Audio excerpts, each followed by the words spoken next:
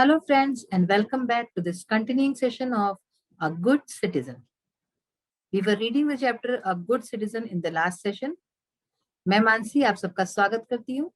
आज इस सेशन में हम जो आपका चैप्टर चल रहा है अ गुड सिटीजन यानी कि एक अच्छा नागरिक, इसी को आगे पढ़ेंगे और देखेंगे कि इस स्टोरी में आगे क्या होता है और कौन कौन सी बातें हैं जो हमें अपनी लाइफ में अपनानी चाहिए और करनी चाहिए।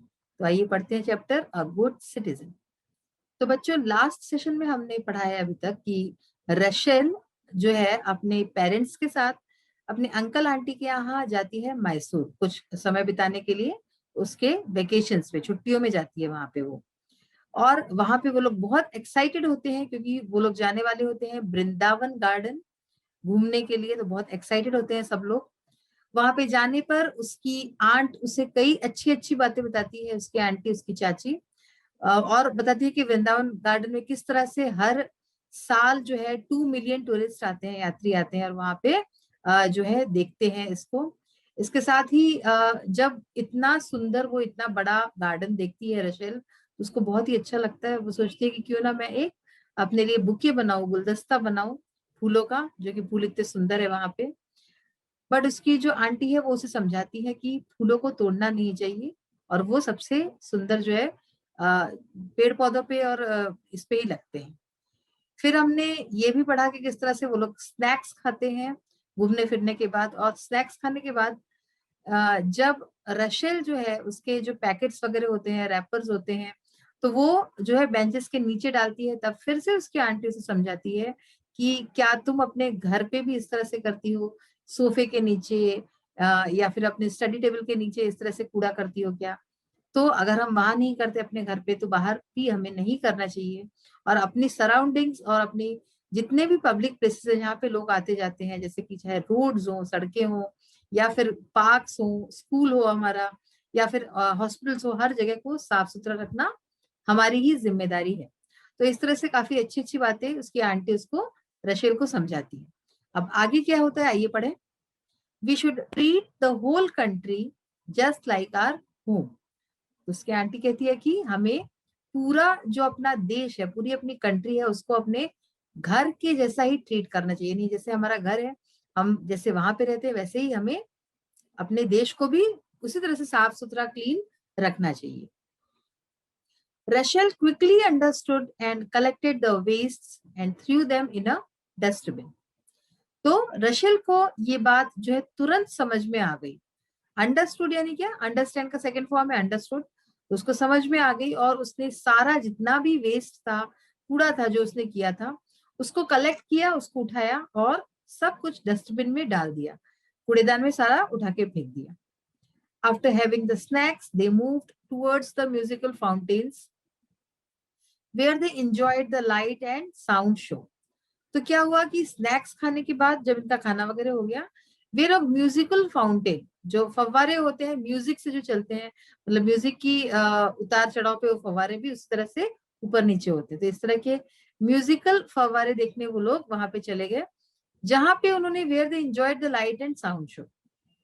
बहुत ही सुंदर सा लाइट एंड साउंड शो था जो वहां पे उन्होंने एंजॉय किया। तो इस तरह से उस गार्डन में इन्होंने पूरी तरह से एंजॉय किया। When they moved out, they saw an old man tripped and fell down. तो जब वो लोग थोड़ा और वहां से बढ़े आगे और हटे, तो उन्होंने क्या देखा कि एक ओल्ड मैन, एक बूढ़ा आदमी था, जो कि वहां पे ट्रिप्ड एंड फेल डाउन यानी कि गिर गया चलते चलते। Her aunt ran and help the old man. तो उसकी जो आंटी थी वो दौड़ के गई उनके पास और उनको, जो बुजुर्ग आदमी थे, उनको उठाया, उनकी हेल्प की, मदद की उनकी। While the others were still thinking what could be done, जबकि और जितने भी लोग थे वो लोग यही सोचते हुए खड़े रहे कि अब हम क्या करें, what could be done, क्या किया जा सकता है।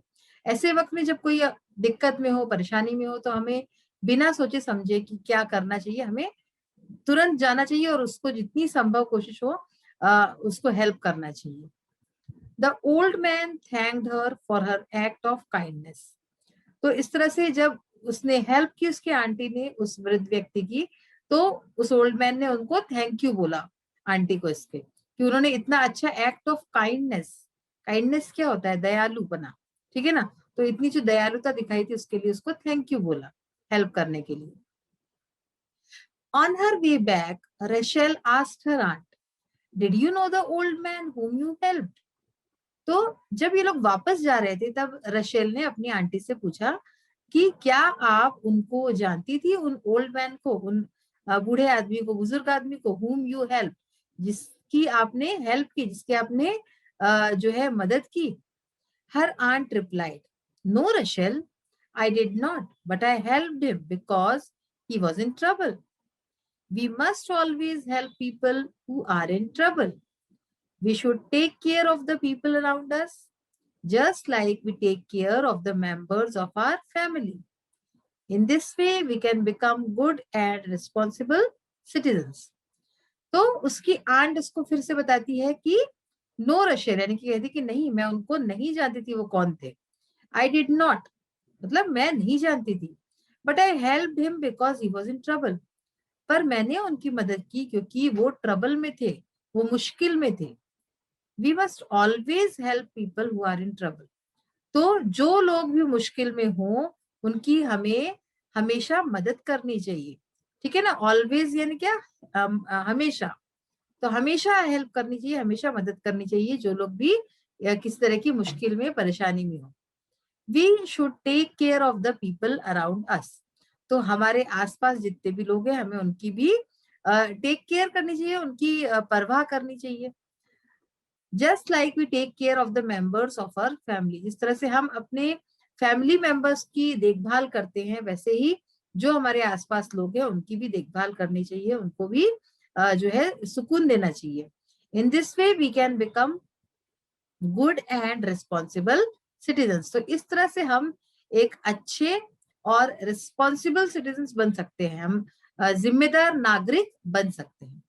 तो ये सब बातें जितनी भी इस चैप्टर में बताई गई उसका आप भी पालन कीजिए, आप भी कोशिश कीजिएगी इसी तरह से बिहेव करें और किसी को परेशानी ना हो, इस तरह से जो है काम किया जाए।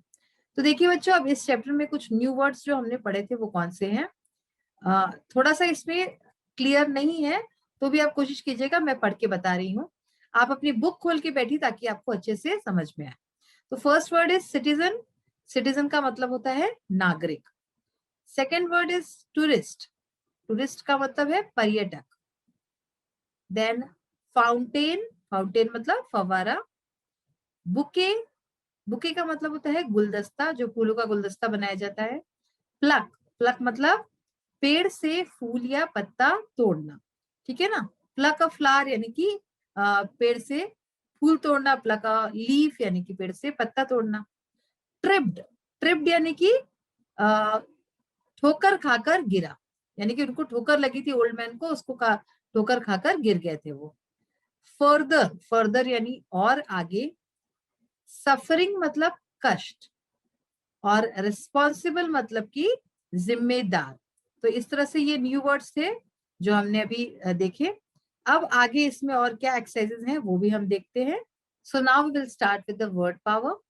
इसमें क्वेश्चन नंबर 2 देखिए, match the words given in column A with their meanings given in column B. So column A में आपके वर्ड्स दिए हैं, कॉलम बी में मीनिंग्स दिए हैं। डायरेक्टली आंसर्स मैंने इस पे दिए हुए हैं, तो चलिए देखते हैं। First word is fountain. Fountain meaning फव्वारा, आपको बताया था मैंने। अब इसको इंग्लिश में कैसे करेंगे डिफाइन, देखिए, water that is forced up into the air through small holes. तो फव्वारा बेसिकली क्या होता है कि पानी का फव्वारा होता है।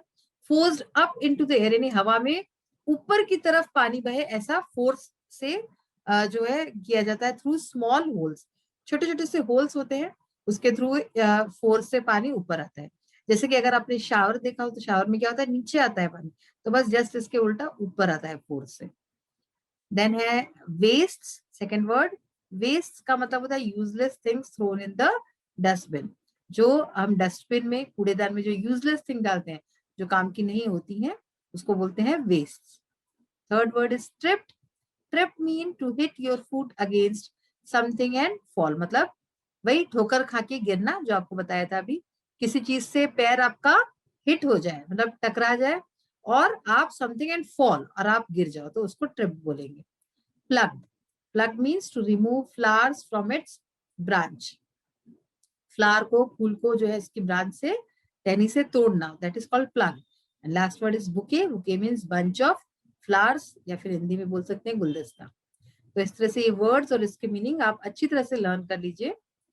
नेक्स्ट देखिए लैंग्वेज प्रैक्टिस। इसमें क्या है, write the feminine gender of the following masculine gender. All these are masculine gender and all these are feminine gender.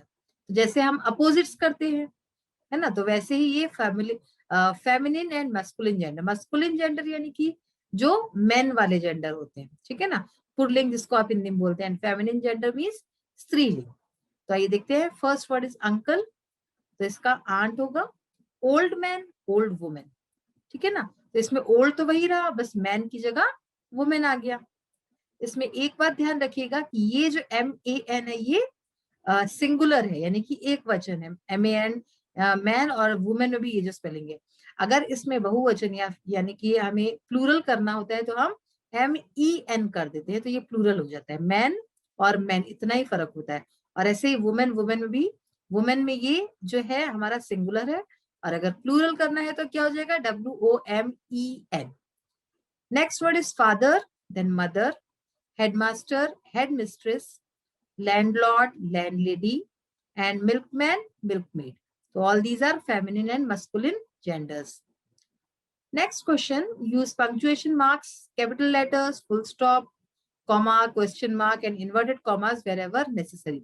जहां पे भी जरूरत होगी हमें ये सारे जितने भी पंक्चुएशन मार्क्स हैं इनका यूज करना है। तो पंक्चुएशन मार्क्स में मेनली जो है ये सारी चीजें आती है। देखिए फर्स्ट होता है कैपिटल लेटर, यानी कि first letter of the sentence always starts with a capital letter, ठीक है ना। कभी भी कोई सेंटेंस की स्टार्टिंग हो रही है तो वो कैपिटल लेटर से ही होगी। ऐसे ही अगर फुल स्टॉप है तो फुल स्टॉप के बाद जो नेक्स्ट लेटर होगा वो भी फर्स्ट लेटर, उसका वर्ड का first letter is capital letter. Full stop जब एक सेंटेंस एंड होता है तो फुल स्टॉप लगता है। कॉमा जब एक ब्रेक आता है तो comma. Question mark if there is a question, अगर क्वेश्चन है कोई तो क्वेश्चन मार्क लगेगा।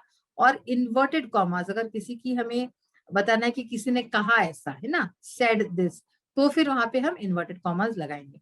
आइए देखते हैं। फर्स्ट है Rachel is on a vacation. तो रशेल, तो देखिए किस तरह से लिखा है, आर कैपिटल हो गया और वेकेशन के बाद फुल स्टॉप आ गया। अब इसमें एक बात और आपको समझने की है कि सपोज अगर किसी का नेम है, अगर नेम लिखा है किसी का, तो वो अगर सेंटेंस के बीच में भी होगा तो भी जो है उसका फर्स्ट लेटर कैपिटल ही होगा हमेशा। सेकेंड है about 2 million tourist visit Vrindavan garden. देखिए इसका about 2 million tourist visit Vrindavan garden, तो हमने ए तो कैपिटल है, ठीक है। वृंदावन में बी क्यों हमने कैपिटल लिखा, क्योंकि ये जो है एक प्रॉपर नाउन है, एक स्पेसिफिक गार्डन का नाम ले रहे हैं, इसलिए यहाँ पे बी कैपिटल हुआ। नेक्स्ट है Rachel exclaimed wow what beautiful flowers and fountains are these. तो देखिए रशेल एक्सक्लेम्ड, ठीक है, जब कोई जो बोलता है उसके वैसे के वैसे शब्द लिए जाते हैं तो उसको इस तरह से लिखा जाता है।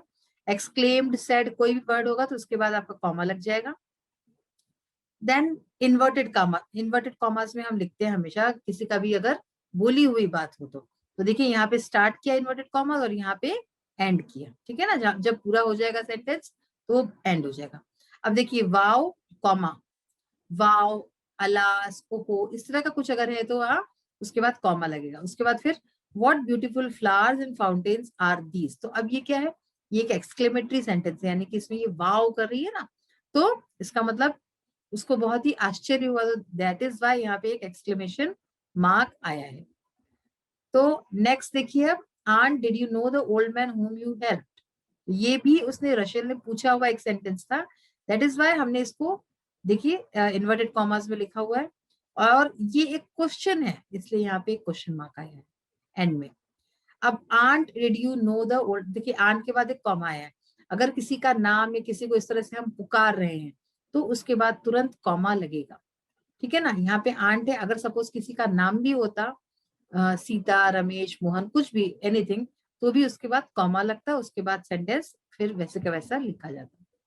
नेक्स्ट है the Ganga flows through the state of Uttar Pradesh, ठीक है। तो यहाँ पे देखिए द, तो टी कैपिटल आ गया, गंगा प्रॉपर नाउन है इसलिए जी कैपिटल है, एंड उत्तर प्रदेश भी एक प्रॉपर नाउन है इसलिए यहाँ भी यूपी दोनों का कैपिटल हुआ। बाकी नॉर्मल सेंटेंस है, इसके एंड में एक फुल स्टॉप लग जाएगा। लास्ट है आपका thank you for the nice present said Tanu. तो इसमें देखिए thank you for the nice present, इतना जो है तनु ने कहा है, तो हमने यहां से यहां तक इन्वर्टेड कॉमास लगा दिया, थैंक से और प्रेजेंट तक, एंड देन हमने कॉमा लगा के said Tanu, because Tanu is a proper noun, किसी का नाम है, इसलिए फिर से टी इसका कैपिटल है and then full stop last में। सो आई होप कि आपको इन्वर्टेड कॉमास कॉमास कहाँ लगाने अच्छे से समझ में आ गया होगा। चैप्टर हमारा फिनिश हो चुका है आज, और हमने कई बातें सीखी हैं, मस्कुलिन फेमिनिन जेंडर, और इसके अलावा जो हमारे जितने भी पंक्चुएशन मार्क्स होते हैं वो कहाँ लगाने, कैसे लगाने, वो भी हमने समझा।